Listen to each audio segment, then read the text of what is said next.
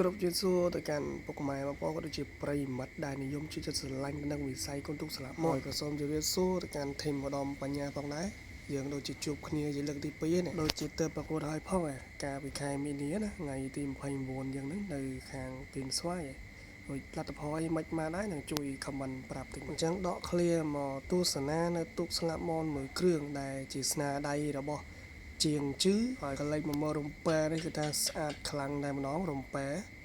ហើយចំណែកឈ្មោះទូកហ្នឹងគឺឈ្មោះថាសៃគូតូច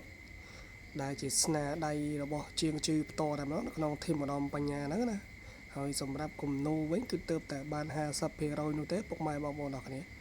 អញ្ចឹងរងចាំមើលថានៅពេលដែលហើយគំនូ 100% តែម្ដងតើសម្រស់វាស្រស់ស្អាតយ៉ាងណាដែរហើយឥឡូវនេះគឺថាមិនទាន់ហើយទេមានបារមីកន្ទុំរុយមកទុំបាត់ទៅហើយអញ្ចឹងគឺថានៅពេលដែលហើយគឺថាលបឿនគឺញាក់សាច់ហើយប៉ុណ្ណេះ